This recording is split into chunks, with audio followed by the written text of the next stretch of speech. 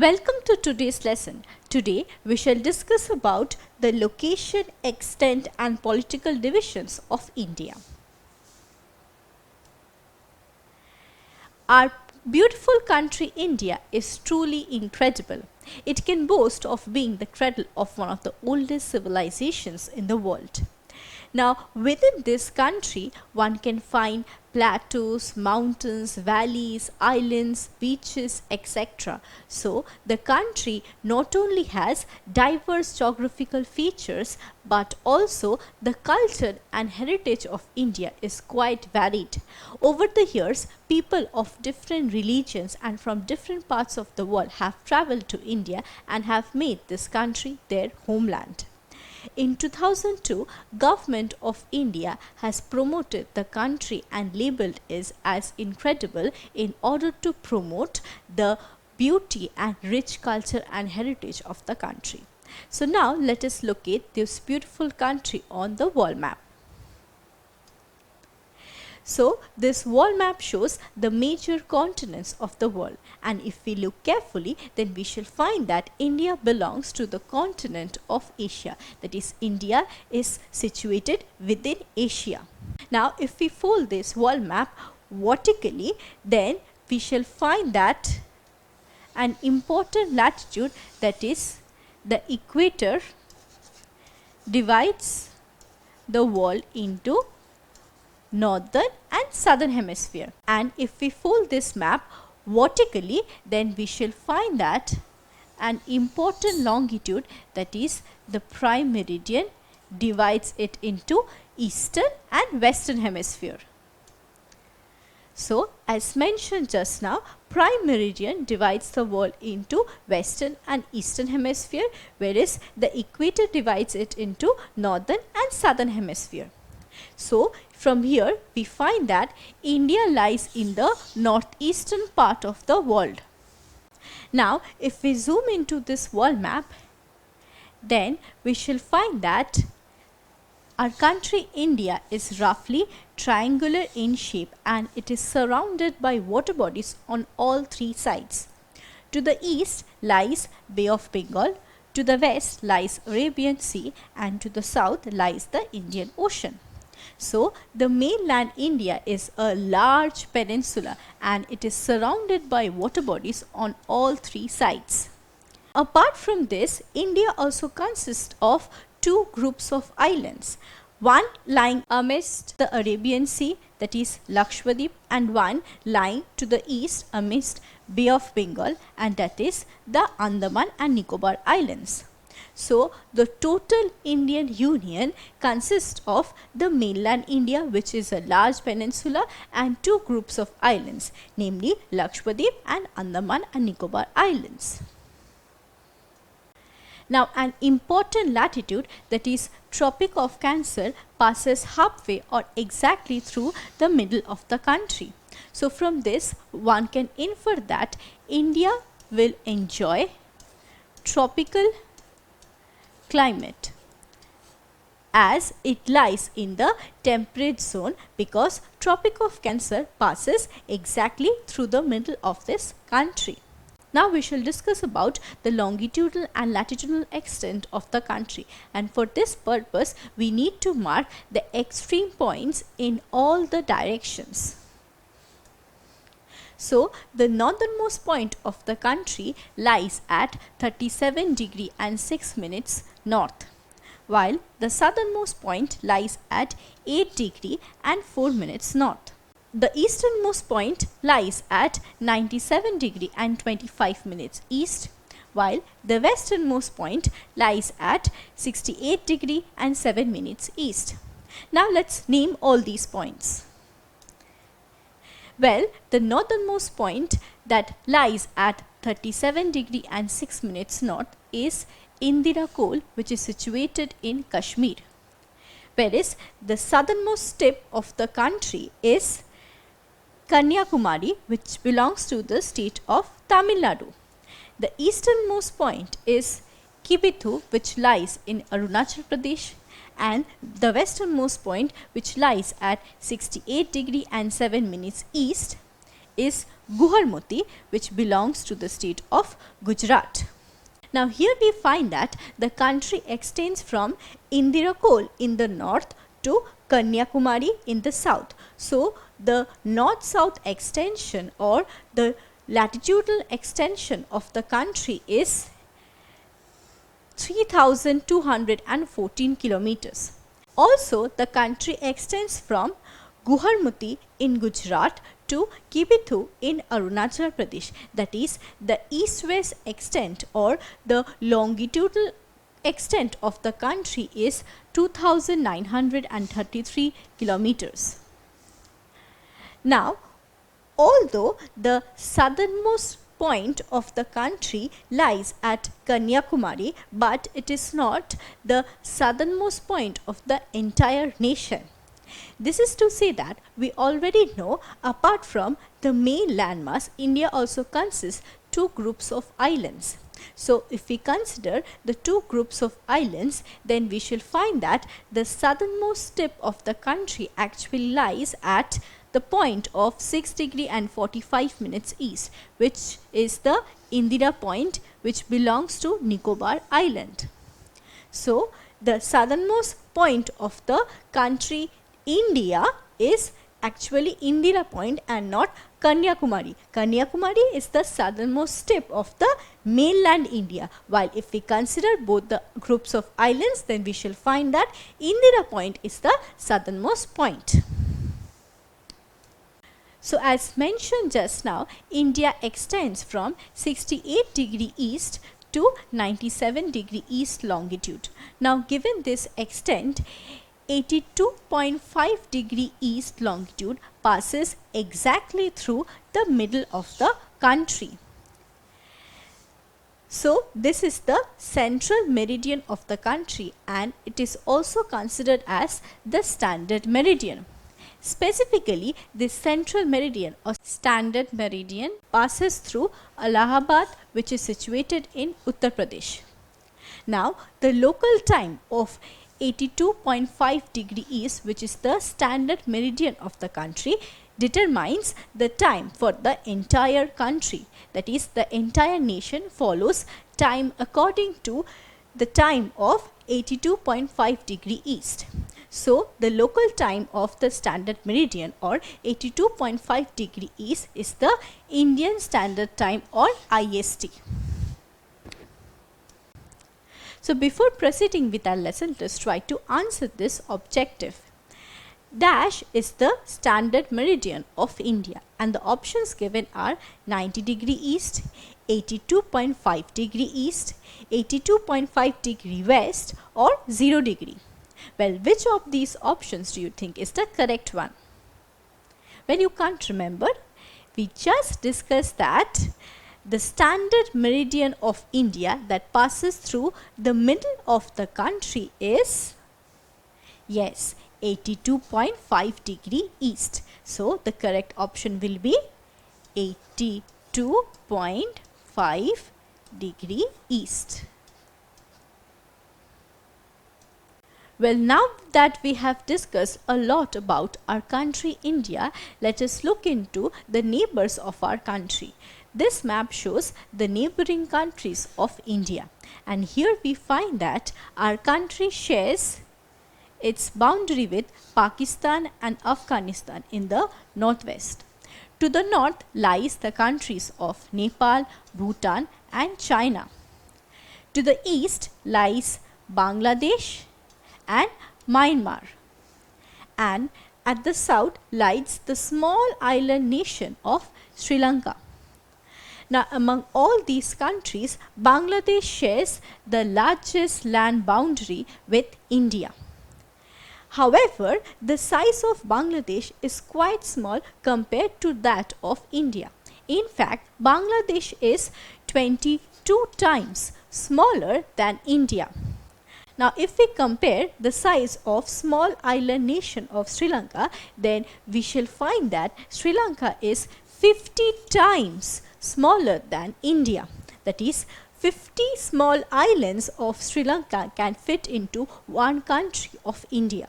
Now if we compare the size of India with that of Pakistan, then we shall find that Pakistan is 4 times smaller than India. Now let us compare the size of India with a comparatively larger country, say China. India is about 3 times smaller than China. So here we find that India is quite a large nation. It is quite larger compared to smaller nations, while it is not so smaller than a large nation, that is China. As a matter of fact, India is the 7th largest country in the world with an approximate area of more than 3 million square kilometers. Now, given this vast area of India, the population of the country is also quite large. In fact, India is the 2nd most populous country in the world, just after China. Now look at this pie chart. This pie chart shows the world population according to the year 2023. Now here we find that the top 5 countries of the world in terms of population are China, India, USA, Indonesia and Pakistan. So India ranks the 2nd in terms of world population, just after China. Well, in terms of statistics, 8.5% of the total world population lives in China and 7.7% of the entire world population lives in India. Now, this gap between India and China is not very large. In fact, according to United Nations, India is expected to surpass China by the end of 2023.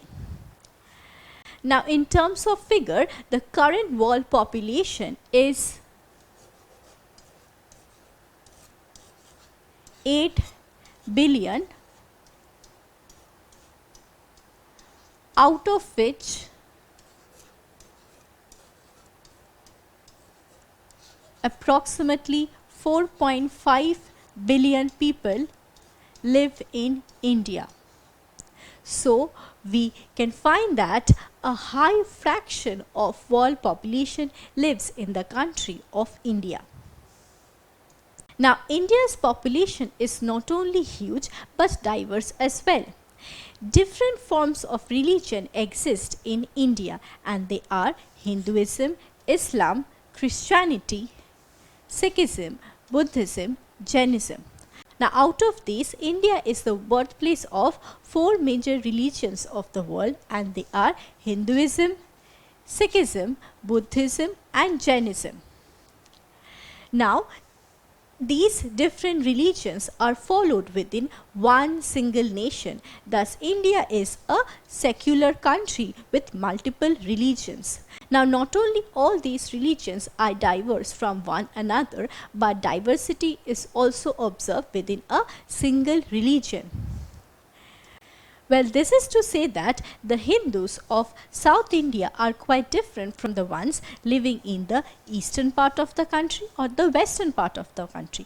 That is, the Tamilians who live in South India are quite different from the Hindus of East India, that is the Bengalis, or that of Western India, say Gujaratis and Marathis.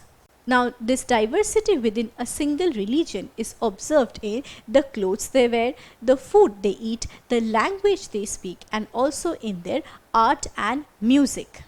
In fact, you will be surprised to know that 100 different languages are spoken within a single country, India. Thus, India is a multilingual, multi-ethnic and multi-religious country. So, people of different culture, religions and races reside within a single country, and this reflects the idea of unity in diversity. Now, since India is a large country and second most populous country in the world with diverse culture and religion, so it becomes quite cumbersome for the government to rule or administer the entire nation.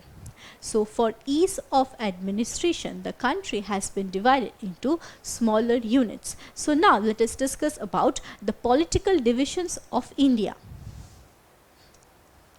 Well, the political divisions of India consist of states and union territories. The states are comparatively larger in size than the union territories, and also a state is ruled by its own state government, whereas a union territory is ruled by the union government or central government of India. Now let us discuss about the important states of India. Well, there are 28 states in India. So here we have the names of all the states. Now among these, Rajasthan is the largest one and Goa is the smallest one. Now this formation of states and union territory is a continuous process. The most recently formed state of India is Telangana. Earlier it was a part of Andhra Pradesh, but in 2004 it has been separated from the former state for the purpose of administration, cultural and political reasons. We shall now discuss about the other political division of India, that is the union territories. Well, India has altogether 8 union territories, and they are namely Ladakh, Jammu and Kashmir, Chandigarh, Delhi, Dadar Nagar Haveli and Daman and Diu. Together they are one union territory. Then Lakshadweep, Puducherry and Andaman and Nicobar Islands. That is, these two groups of islands, that is Lakshadweep and Andaman and Nicobar Islands, are the union territories of India. Now as mentioned earlier, the union territories are comparatively smaller in size than the states, except the two new recently added union territories, that is Ladakh and Jammu and Kashmir. Now earlier they were just one state, that is the state of Jammu and Kashmir, but in 2019 for political reasons they have been demarcated as two separate union territories. So currently India has altogether 8 union territories. Now as mentioned earlier, this formation of states and union territories is an ever-changing process. Initially, independent India started its journey with 14 states and 6 union territories, but currently the country has 28 states and 8 union territories. Now, among all these union territories, one is very important. Can you name it? Well, the most important union territory of the country is Delhi, which is also known as NCT or National Capital Territory, as it contains New Delhi, which is the capital of our country. So this brings us to the end of today's discussion on India. In this lesson, we mostly focus on the location, extent and political divisions of India. Speaking about the location, India belongs to the continent of Asia and it is situated in the northeastern part of the world. Then we also discussed that the longitudinal and latitudinal extent of India is quite large. In fact, India is the 7th largest country in the world and the 2nd most populous one. Now, India's population is not only huge but diverse as well. So for this purpose, the country has been divided into several states and union territories. In fact, India has 8 union territories and 28 states altogether. So this was all about today's lesson. In our next lesson, we shall discuss about the major physical divisions of India. Don't forget to subscribe to our channel and hit the bell icon. You can also register for free at DeltaStep.com or download the DeltaStep app to learn one-to-one with our amazing teachers or to get access to our 5,000 amazing videos as per your school syllabus. Master each topic with our adaptive practice technology. Get million-plus questions with step-by-step solutions and unlimited mock tests. Get all your doubt resolved instantly. Learn via games and win amazing prizes like PlayStations and iPads. So at DeltaStep, learning is not just fun and easy, but it's rewarding too. So register for free now.